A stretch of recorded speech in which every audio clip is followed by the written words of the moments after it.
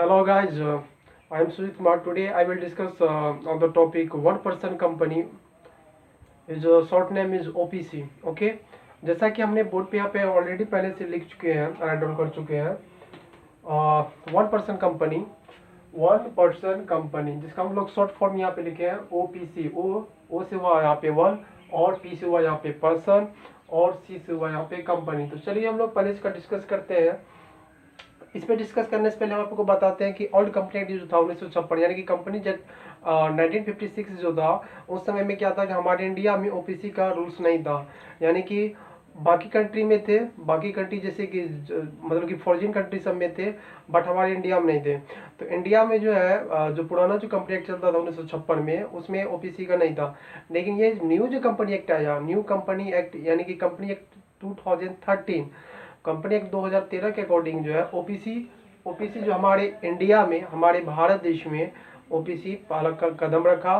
तो चलिए हम लोग स्टार्ट करते हैं। देखिए यहाँ पे सेक्शन 2 और clause number 62, section 2 clause number 62 of company act 2013, इसके अकॉर्डिंग क्या होता है कि ये ओपीसी आता है, वन पर्सन कंपनी आता है।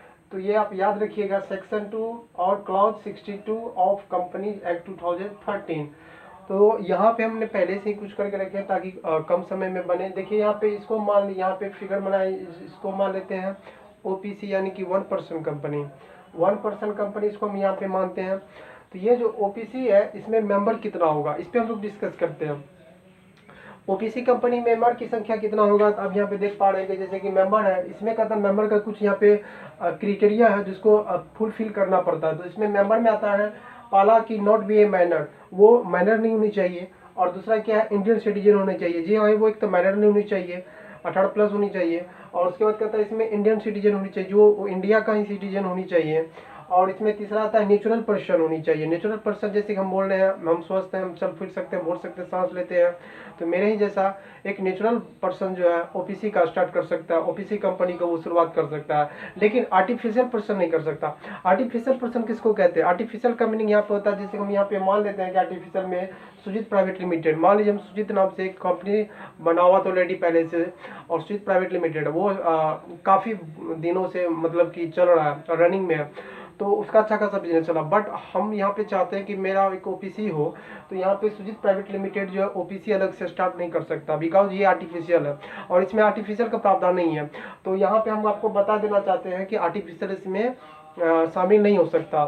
अब बात यहाँ पे हम करते हैं कि ओपीसी में कौन होता हो सकता है? नेचुरल, मेरे जैसा, आपके जैसा। फिर आगे इस पे करते हैं मतलब कि रेसिडेंट्स ऑफ इंडिया। तो यहाँ पे रेसिडेंट्स एक तरह का रेसिडेंट ऑफ इंडिया का वो पर्सन होना चाहिए। इसमें कुछ प्रावधान है, इनको थोड़ा फुलफिल करना पड़ता है। पहला इसमें आता है if such person stay in India for a period of at least 182 days in immediately precedings calendar year January. Calendar year का मतलब क्या है? जनवरी से दिसंबर तक। अब इसमें देख पड़े, अगर कहते यदि पर्सन इंडिया में रहा है 180 दिन पिछला प्रीवियस फिनेंशियल ईयर के अकॉर्डिंग में, उसको कम से कम जो है मिनिमम उसको जो है 182 डेज उसको रहना पड़ेगा, स्टे में रहना पड़ेगा। और तभी जाकर के, और यहाँ पे जो काउंटिंग होगा 100 यानी कि 182 डेज का जो यहाँ पे कैलकुलेशन होगा वो होगा कैलेंडर ईयर के हिसाब से। आपको हम यहाँ पे बता दें कि कैलेंडर ईयर जनवरी से दिसंबर ये सब बात जानते हैं, और एक फिनेंशियल ईयर क्या होता है 1 अप्रैल से 31 मार्च तक होता है, और अकाउंटिंग ईयर भी 1 अप्रैल से 31 मार्च तक होता है। तो बट यहाँ पे फिनेंशियल ईयर की बात न कर रहे हैं, ना अकाउंटिंग ईयर का, यहाँ पे हम बात कर रहे हैं कैलेंडर ईयर का। तो कैलेंडर ईयर के अकॉर्डिंग जो है वो इंडिया में 182 डेज का इंडिया में रहनी चाहिए। चलिए आगे हम लोग बढ़ते हैं।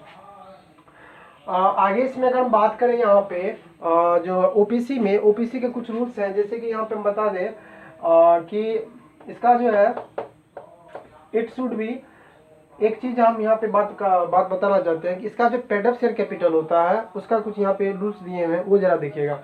यहाँ पे है एक बात बता इससे पहले कि ओपीसी कंपनी जो है एक प्राइवेट कंपनी है, प्राइवेट लिमिटेड कंपनी है। जी हाँ, एक कंपनी दो तरह की, एक होता है प्राइवेट कंपनी और एक होता है अदर कंपनी। अदर कंपनी हो जाता है आपका पब्लिक कंपनी, गवर्नमेंट सबका। आगे हम लोग इसमें देखते हैं इसका जो पेड अप शेयर कैपिटल होगा ओपीसी का, 1% कंपनी का जो पेड अप शेयर कैपिटल होता है वो होता है, इसके बारे में बताते हैं कि it should be less than और इक्वल टू, यानी कि यह जो है लेस देन उससे कम और यानी तो बराबर, उनके बराबर। तो यहाँ पे इक्वल टू रुपीज 50 लाख, जी हाँ 50 लाख रुपया से कम हो सकता है उसका पेड अप कैपिटल, या नहीं तो 50 लाख तक, उससे ज़्यादा नहीं। और इसमें दूसरा क्या आता है कि इसका एवरेज जो है टर्नओवर एनुअली, उसका जो है एवरेज टर्नओवर जो है वो 2 करोड़ होनी चाहिए, यानी तो 2 करोड़ से कम होनी चाहिए। ओके, तो जैसा कि पीएससी यानी कि पीसीएस सी हो गया, यहाँ पे इसका जो यहाँ पे हो गया एक तरह से पेड अप शेयर कैपिटल कितना होनी चाहिए, 50 लाख से कम, यानी तो 50 लाख के बराबर। और एवरेज जो होता है इसका टर्नओवर वो होनी चाहिए एटीओ, यानी कि 2 करोड़ के बराबर, यानी तो 2 करोड़ से कम।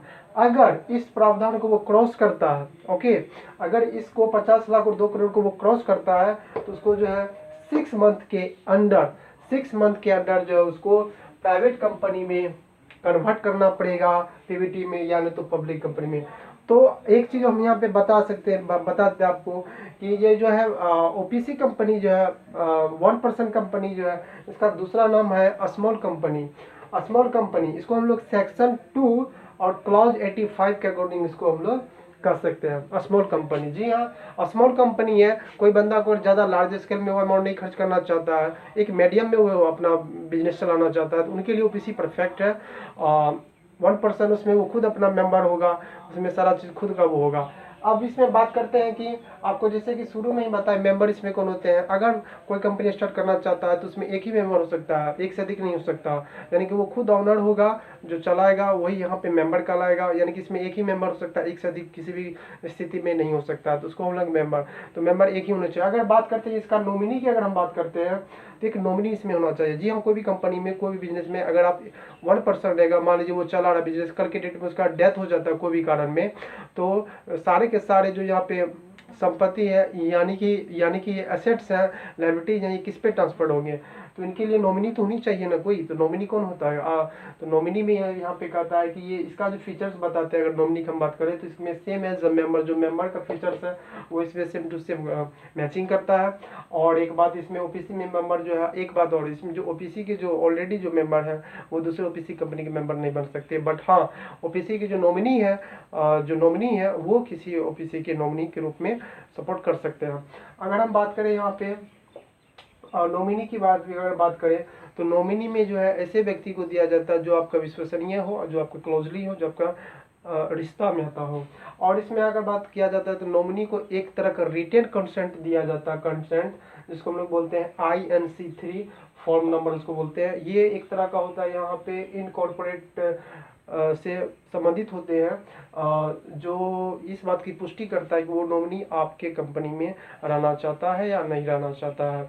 उसका एक एग्रीमेंट हुआ, एक तरह से समझिए कि उसका जो है मतलब कि उसका यस कहना है या फिर नो कहना है। यस कहना है तो वो इस फॉर्म को फिलअप करेगा, तो ये फिलअप उनसे करवाना पड़ता है।